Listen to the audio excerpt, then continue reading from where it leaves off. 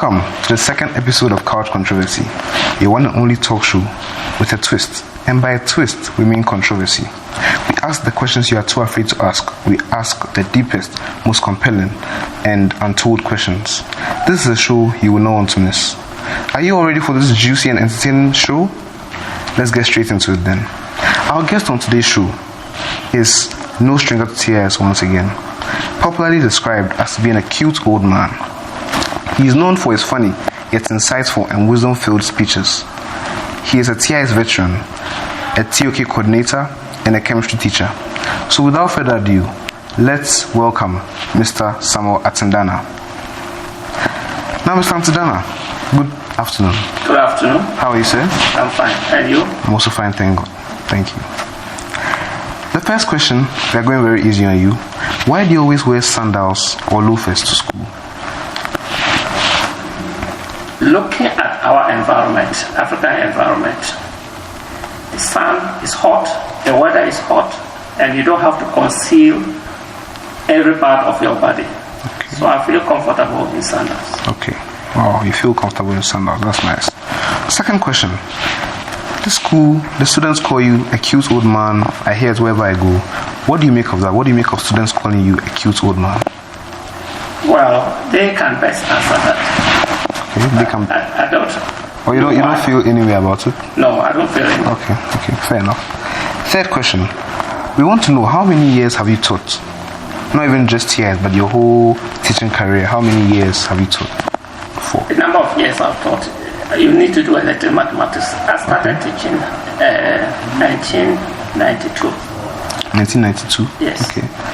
So that's about 29 years. No. Do your maths well. Wrong. Try it. 29? 92, 2001. Yeah. 21, 92, 29. Good. Wow. Okay, so the fourth question. How did you used to feel when the IB2 boys used to chant your name? The previous, our seniors, how do you feel when they used to be chanting your name? Well, I didn't feel bad.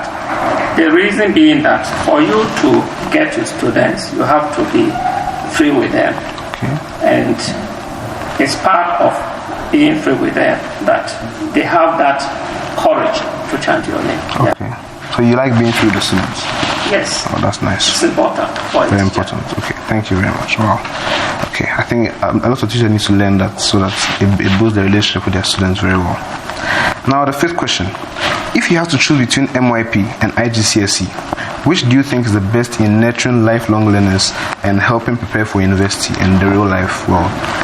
Well, I think the MYP has an edge in the sense that at the lower grades, students are made to carry out research.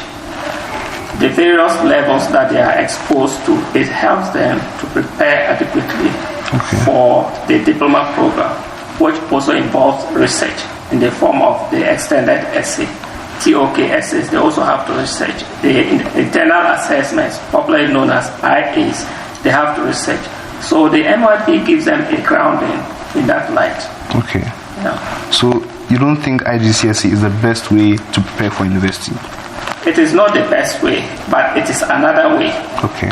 IGCSE is not the best way, but it's another way of preparing for the university. Okay. Now the next question. How did you feel when your role as the IGCSE coordinator was made redundant?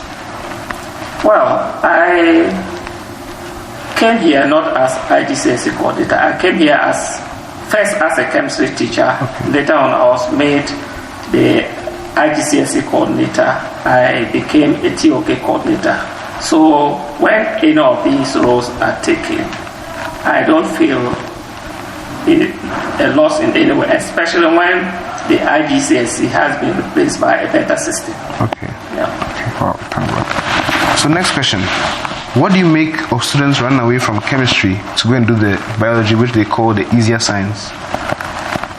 Well, I think that is a mistake. I did biology and chemistry, and I can tell you that biology is not easier than chemistry, but it is It depends on the priority of the student, what you want to do in future. Okay. Choices should be based on your future career, not on how easy a subject is. And with biology, there may be a lot to read, but it is critical because with biology we are training future doctors, and you can imagine what will happen if you fail to pay attention to details and you do the wrong surgery on a patient. Okay. So they shouldn't run to biology thinking that it is easy. It is not easier than chemistry or physics. Okay. That's my opinion. Okay, thank you. So, next question: How does it feel to have your own air-conditioned office? See, it's not everyone that is privileged enough to have an air-conditioned office. So how do you feel about that? Well, I feel good in the sense that with that office, I sometimes charge some of my students, those who fail to do work. I put you there, and then you are quarantined until I get my work done. Okay. I wish every teacher could have the same opportunity, but the school is small and that cannot be available to every teacher. Okay, I think that's a very good idea, very good reason. So why is your office burglar proof? We want to know. I've been seeing burglar proof on your office. We want to know why it's burglar proof. There's a reason for that. Initially, when I became coordinator, the IGCSE papers, exam papers were kept there. Okay. And in order to have added security, I asked for that proofing, so that nobody is able to steal or go into cause any harm to the papers. For security reasons? For security reasons. Right. That is why it looks odd, the whole school. Okay, thank you.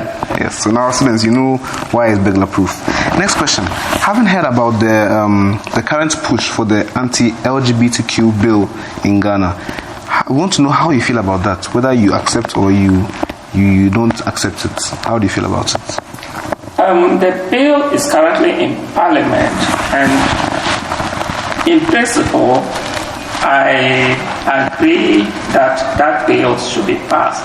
But I also understand that that bill must be passed with a humane approach, because some of these people, it's not their making. Okay, so there should be that leeway, not to allow them to practice anything, but for them not to be criminalized and for people not to attack them because they have a certain orientation. The bill should be in such a way that those people should be seen as patients who need attention, and therefore measures are put in place, including psychological help, to get them out of the situation. Okay, thank you. But you said something. You said it's not their making. Please, I don't understand. Can you explain? It's not their making. When I say it's not their making, if you look at even the history of Ghana, throughout ages, we have some people who are born with that tendency. They just feel that they have been trapped in the wrong body. Okay. So they want to express themselves as the opposite sex, or they have an attraction for the opposite sex. And it may not be natural to a heterosexual who sees things differently, or who see things differently. So such people, I mean, it is not their making because they are born with it. Some are born with it. However, it is also understandable. Some people go into it for various reasons. There are some who go in because of money. I hear of young men who give themselves up to go through anal sex just because they want to have money. That is a different thing. I'm talking of those who are naturally born that way, that they need help rather than condemnation. Yes. Thank you. I think that's a very good approach to the situation. So, next question. What is one thing you do that others will find weird, or others may laugh at you? You know, something you do that is funny to other people. I need to know the context. Okay, maybe a habit of yours, or maybe something you say that people find weird. That, why does this man say it? Why does this man do this?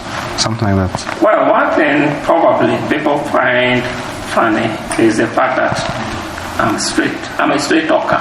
Okay. Whatever comes to my mind, I say it as it is. And sometimes people are not comfortable because our tradition is such that we always try to embellish what to say, go around the point, but I go straight, direct to the point, and say it as it is. And some people sometimes don't feel comfortable with that. Okay. But sometimes, don't you think it's better to quote it so that the person doesn't feel, maybe a chemistry assignment that you give the person got 1, and then you say, oh, you're not good, but you're not smart. But don't you think it's better to say, I want to help you, let's make things better, I know you can do better? How do you feel about taking a softer approach? In terms of academics, I don't think I'll tell a student getting 1 that you are not smart. I try to find out why you got that. Okay, but where you are, for instance, in a class distracting others, I have to make you understand that you are distracting others. Okay. If you repeat it a number of times, I can walk you out. People may not like it. But if a student doesn't do well, there are so many causes. It could even be from me, the teacher. I didn't approach the topic well. So I have to reflect and see whether what I have done or the way I thought it was appropriate. I also look at the number of students who passed relative to the number who failed. Based on that, I can re-teach the lesson or find time to meet those who didn't do well, especially if they are the tiny minority. I meet them one-on-one for extra help. Okay. Yeah. Thank you. So, please, we want you to describe a game that you used to play as a child that you feel children of today have missed out on, because elderly people, sometimes they have some wild experiences that we of the 21st century have not had before. So can you describe a game that you used to play back then but now children don't play, and then you feel like you're missing out on it? I don't think I have such a game. I love playing soccer. Okay. And these days, people still, young boys and girls of today, still enjoy playing soccer. There are some games like hockey I never had the opportunity to lay my hands on, who I wish I had. But when we were growing up, we didn't have football, so we started with, we take your socks, roll it tight, put some racks inside, and you have a nice game. That is the game I love most, and I still love it, even though the strength and energy may not be there to be an active sport. So back when we were younger, had you ever thought of getting into football, like a football career? No, at that time, for a career in a sport wasn't something that society would accept. So we played for fun most of the time, competitions and fun, but not to take it as a career. Okay. Yeah. Okay. I get you. So as a child, what was one thing you were told that took you long to believe it? Like maybe your parents or your uncle or someone close to you told you something that as you are growing up, it took you a long time to finally believe and understand what they were talking about. Well, I don't think there are serious issues in that regard, but some of the things are just lessons that the elderly want to teach you indirectly. For instance, they tell you that don't whistle in the night. If you whistle in the night, you are drawing snakes to the house. Okay. And growing up, I have never seen a snake coming to the house because I whistled. But I stopped because I didn't know the truth of it. Okay. But later on, you realize that it was to teach you manners. Why do you whistle in the night when everybody is asleep or busy doing something? Okay. That is to teach you manners. That is just one of them. Okay. There are similar things that they tell us. But as you grow up as an adult, you realize that no, these things were just myths told to transform you or reform you. Okay. Yeah. Okay. Thank you. So, was there a certain instance where what you were told came to pass? For example, if you bath and you sing in the shower, well, something like that. One of those superstitions. Was there a time where something actually happened, like out of the blue? No, I've not had that experience. Okay. As a baby or as a growing child, maybe 3 years, 4 years, 5 years, was there something that you did as a baby that when your parents told you as you grew up, you didn't believe it? Like, for example, as when you were a baby, you used to be chewing your toys, your doll's head or something. You know, babies like to play with dolls. So was there something like that where they told you something and you didn't believe it? Like you didn't believe you could do something like that? I can't remember. Can't remember? Can't remember. Okay. Yeah. Okay. If you are given $1 million today, right now, what are you going to use it for and why? I have a passion for education, and I think all this money will go into education. Why? Because I have seen students whose education have been truncated because of lack of resources. Students study under trees, students finish senior high school, they are unable to proceed beyond that, and they end up on the farm, and they don't have the best practices to even develop themselves from the farm because they haven't had the necessary education to be good farmers. So I will spend all this money to assist the needy.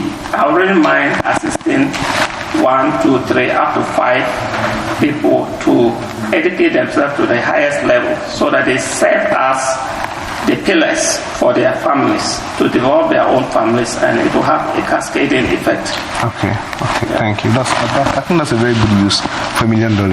Yeah. When you were growing up, was there any nickname you had, and do you have one now? Well, at secondary school, I was called Man of Ideas, and then when I went to Achimota school, my students used to call me Atindi. My chemistry students and other students also took up that name. Here, a few students also call me Atindi. I don't know. They got it from Achimota or they just coined their own nickname. So, Man of Ideas, that sounds very nice, but is there a reason behind that? Yes, I was called Man of Ideas because as students growing up, we always had our small meetings, small groupings, and we had discussions on various issues. And I always brought in angles that they were not expecting. I brought in ideas they didn't think about. And so that name cropped up, and they started calling me Man of Ideas. Because most often what they think is the right way to go, I sometimes even try to play the devil's advocate for us to know the consequences of our actions. And so that name stuck. So is there anyone now that calls you that nickname, Man of Ideas? Oh yes, I have friends who are now in very high places, including chefs. Some are pharmacists, some are lecturers, and when we are talking within our circles, that name is still used. Yes. Wow, that's nice. Having done TOK for a while, you're a TOK coordinator, you have been so for a few years now. Having done that, has it ever made you question the existence of God? Well, it's not just TOK. When I was growing up, I did question the existence of God, seeing the suffering that is going on. And then I started learning about Freud, Sigmund Freud. When I was in primary 5, I had this book on psychology I used to read. So there are times you question whether God is there and why he's silent. But personally, I believe there is a God. Because there's so much evidence, overwhelming evidence, indirect evidence pointing to the existence of God. But sometimes, as a human being, you do question, especially when you expect certain actions to be taken by God, and those actions are not taken. Because growing up, I read the Bible extensively, and I even saw in the Bible where someone went and donated his own produce, a percentage, and he kept some, and was punished by God because he did not wholeheartedly give what he had. And I expected such examples now, especially with the high level of corruption. People are getting away with it, and nothing is happening. Okay. Yes. So definitely, I have questioned. Okay. Whether God is asleep. Okay. So, you said earlier that there's so much evidence pointing to the fact that God is alive or God exists. Can you give some examples of some evidence? Yeah, there is structure in the universe. Look at the universe. Why is a human being in a certain form? Why do we appear this way? There is order. Okay. Look at the whole universe. There is order everywhere, and there must be a maker. Yeah. There must be a maker. There must be a designer. Yes. And that designer cannot be chaos. As the scientists wanted to say that there was this big bang. Oh, no. If there's big bang, there's going to be scatter. We have all seen fireworks. Yes. When that happens, you don't see ordered crystals or structures being formed. Wow. So there must be a supreme being, the designer of the universe. Okay. And no matter how you call that person, we prefer to call him God. Other people may have a different name for that designer. Okay, thank you. That's very insightful. So from this brief topic, I take that you're a Christian. Yes. Okay, please, what church do you go to? I go to Blessed Clementina Catholic Church. Okay, Catholic Church. Okay, thank you. So, Mr. Atindana, please, what was the most difficult season of your life and how did you get through it? Please tell us how you got through the most difficult season of your life. I think the most difficult period I had was when I returned from the US, from the Wright Center of Innovative Science Education. I came home with a lot of ideas which I thought I could implement in my classroom, but the traditional system couldn't allow this. So, what did I do? I rather channeled my energy towards the development of the National Science and Maths Peace team. Okay. And then I was in charge of the training. I also connected my students to a school in Australia in a project known as Labs Alive, where we grew some crops looking at the different climates and tried to compare results. And that actually was very helpful. Okay, that's nice. So the Labs Alive, was it virtual communication between your students and the Australian students? Yes, it was virtual. Okay. Yeah. So they didn't travel to come? No, they okay, virtual. Yeah. But they saw the crops. Okay. That's Sometimes nice. we had video conferences. Okay.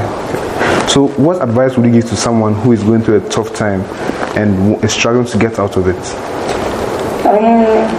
The first thing is to, one, pray to your God to give you patience, and also have patience within yourself that with time things will get better. Okay. Yes. Because sometimes when we are into trouble or when we are frustrated, we tend to vent out our anger on the wrong targets. Okay. But with patience, a cool head, we go through it. Okay, thank you. That's very good advice. Okay, so what was your most favorite moment or memory in your whole life? Something you cherish the most, you liked it so much, your most favorite memory? One of my most favorite is when I helped a student to move from almost the bottom of the class to almost the top. And this student now managed to get into the university and is working with the oil companies. Wow. Wow. I'm so proud of him because he used to struggle a lot when I started teaching him, but I kept motivating him, telling him he could do it, coupled with extra classes which I organized for him, and also contacted other teachers in science to help him, and that made the change, the difference. Okay. So please, you said from the bottom of the class to almost the top.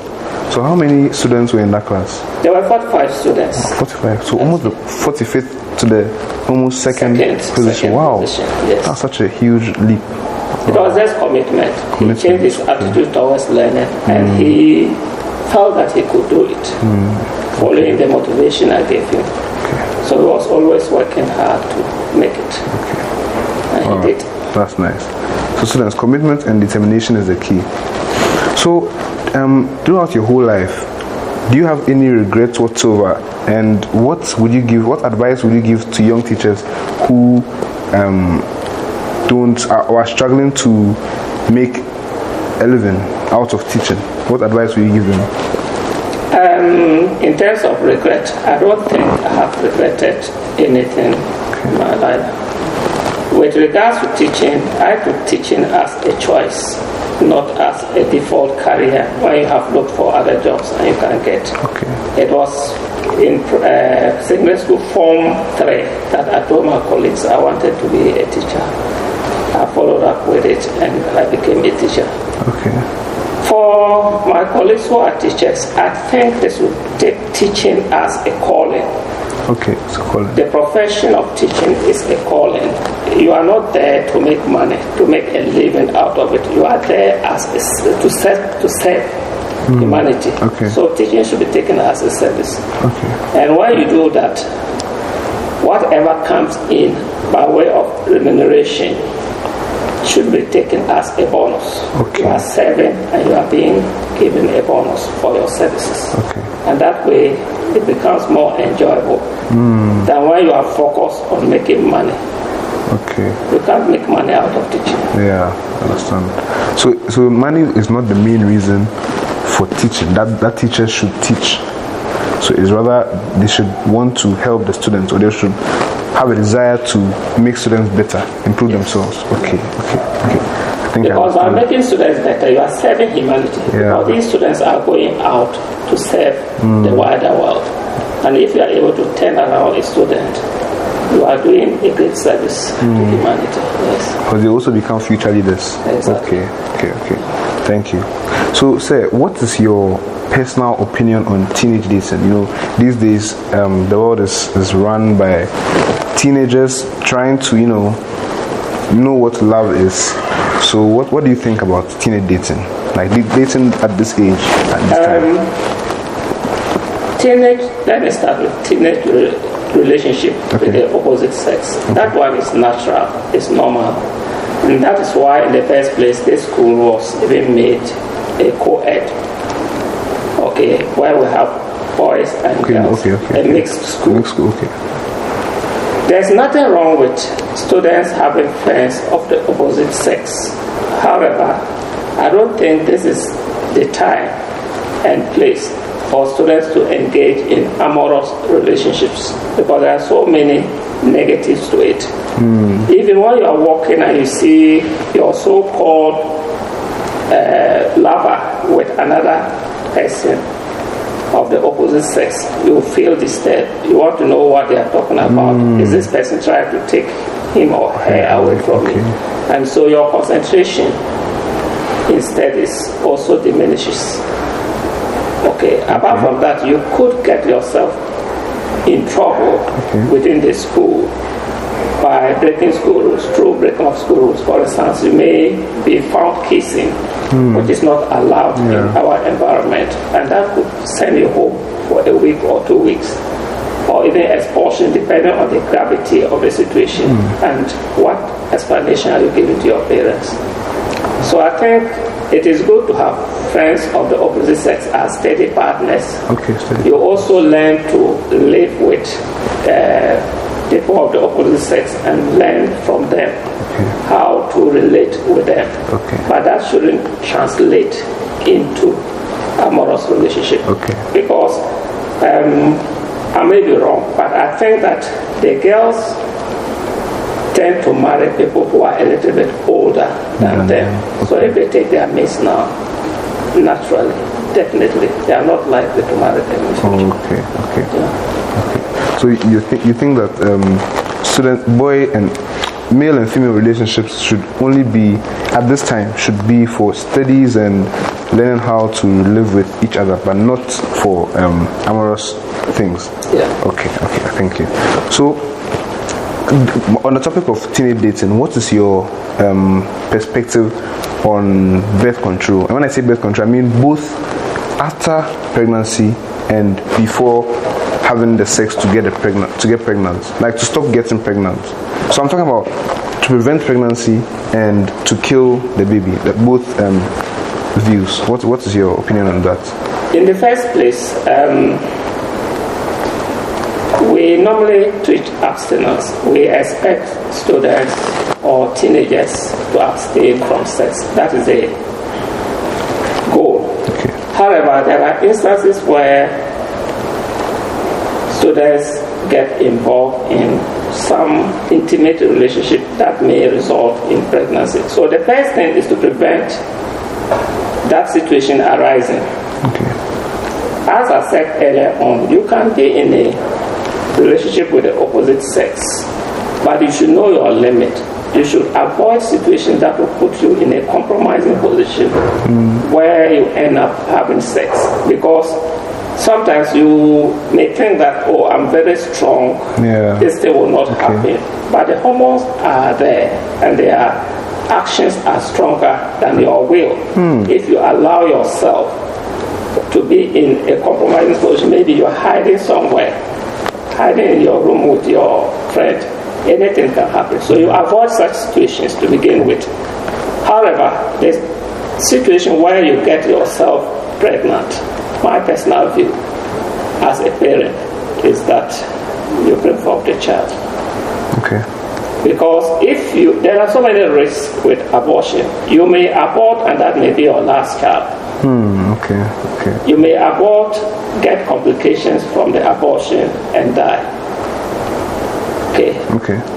So you have to be careful you don't get to that level in the first place. And if you get there, maybe you have to bear the consequences as a reminder of your indiscreet behavior. Yeah. Okay.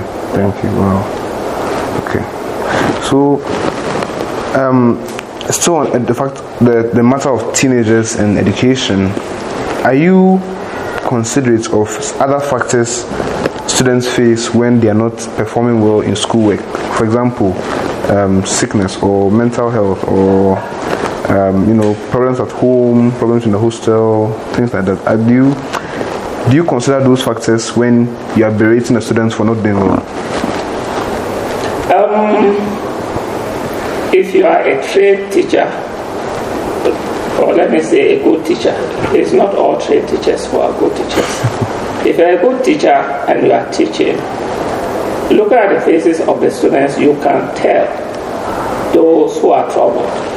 You can tell those who don't get you when you are teaching. And there are so many causes. Probably the person didn't sleep well. So while the eyes are opened, the child is sleeping. So you can find out why. If a student persistently doesn't do well, you should know that that student has a problem. It is not every student who can be first or second or third. Yeah, that's true. We have our capabilities. The aim of education is to maximize the potential of a student. So even if a student is not doing well, make sure that you get to that student, you relate to that student well, so that student can come to you for assistance. So that when the student is performing maximally, even though it may not be to the maximum in terms of performance, because it's not as capable as others, you'll be happy that at least you have moved the student from where he was to his maximum performance. And academic performance is not the only mark of success of a person. Some students do, most of you, for the diploma level, you do 6 subjects. Then you add extended ACT, OK, and CAS. All these adds up to about 8 or 9 subjects. And some students are only interested in 2 or 3 of these subjects. So they may tend not to do well in other subjects. It doesn't mean the student is dumb. It's just interest. So as a teacher, you are supposed to, with the interest, motivate the student to be interested in the subject. Assist the student to perform well to his capability. And by so doing, realize that most students are capable. So if you break that barrier where the student thinks, I cannot to the student knowing that I can, it is possible. That student naturally does well. Okay. So in terms of chastising students, sometimes I do. Why not? So I have taught for so many years, and you look at a student and you know the potential of the student, but that student is not put in the effort. You give assignment, the student will not do. You are teaching, the student is distracting others. That is why you have to come in and draw the attention of the student that you can do it. But these are the behaviors that are preventing you from doing well. Okay. So in that case, you chastise the student. Okay. Yeah. So what about an instance where a student has maybe a physics HL, a math AAHL paper, and maybe a biology paper, and so the student learns the whole night and doesn't sleep, but then comes for your chemistry class and then sleeps or is distracted or is tired and is not paying attention? How do you deal with such a situation?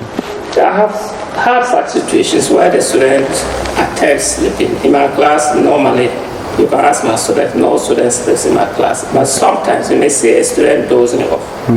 I'll ask the student what is happening. Then that student can say, okay, I didn't sleep early because I have this summative test to do. So I slept late. I woke up very early, 2 a.m. till daybreak. That is why I'm dozing off. Such a thing. There's very little you can do. Yeah. What I do is I'll tell the student, put your head on the table and rest. Whatever you don't understand, see me later. Oh, that's nice. Because if you force the student to even stay awake, look at you, nothing is entering. And you will assume that you have taught the student, but the student hasn't grasped anything. Okay. So it's better to allow the student to rest. And then come to you later for explanation. The only issue is that most often students don't come. Oh, students. And that is the problem. But most students, my students, they seldom sleep in the class. Okay, that's nice. Because I move around often to see what you are doing. And my teaching is like that. It's always full of, when I teach a concept and I ask, have you understood? You better ask for explanation. But if you say you have understood, I'm following up with a question. Okay. And that will expose you. Okay. Yeah. Thank you. I think I like one quote, one thing you said. You said, the aim of education is to maximize the student's potential. I like that quote. I think I'll be taking that quote back with me. I think it's a new definition of education I've found. So, and I think your solution for students who sleep is very good, that you let them rest when they are tired. I love it so much. I think teachers should learn from you. So, Mr. Atindana, you have students in the school have been saying that you have a very unique voice, like unique. So we want to ask, were you born with this unique voice, or you obtained it through some, No, I was born with it. You were born with it? I didn't even realize I had it until I started recording myself and listening to it. Okay. Because what I hear from within is different from what comes out. Yeah. So when I started recording myself and listening, I said, so that is why the students have been commenting. I didn't realize it until after. Okay. So what are some of the things they say to you about your voice? Oh, quite a number say they like it. Some say it is feminist. Okay. And then some imitate me. Okay. Yeah, so, and I laugh over it because it's natural. That's what God has given you. You can't change it. Okay. So, do you have any hidden talents that you would like to disclose? I have my hobbies, but I can't call them talents. Okay. Because, for instance, I like carpentry. Okay, carpentry. I love sewing. I wish I had done art or music. These are the things that I like in my life. So, for instance, in the house, I have a guitar. I can play. Sometimes I struggle with it to get a few things in order. I have a lot of carpentry tools. I make little objects for myself. And I enjoy it. My idle time, that's what I do to occupy. It can be a talent. It can be considered a talent. And for sewing machines, so we have about 3 in the house. Okay, that's nice. When my things get torn or the thread comes off, I don't go looking for a seamstress or a tailor. I do it myself. So saves money. So do you make clothes, some of your clothes yourself? No. From scratch? Alterations. Oh, you are okay. But when I go to the shop to get a shirt and I like the texture, the material, and if it is bigger than me, I don't mind because I can do the always. Oh, wow, that's nice. And it saves you from the trouble of searching for smaller ones. Exactly. Oh, I just look for a bigger one, the texture, the color, everything. I take it and then I go and do my serious. That's nice. Okay, so unfortunately it has been a nice time, but we have come to the end of this show. I hope you all enjoyed it and you have all discovered another side of our guest. I didn't know anything about Mr. Atindana until I was in this show, so I've learned so much about him now. And so don't forget to like, share, subscribe, and don't forget to comment. Share the video to your friend. Let's go far, because this video is a banger, so let's go far. And then comment on the video as well. And then we'll catch you next week. And don't forget, next week is a lady teacher, so we would like you to guess who it is. Thank you and see you later. Bye.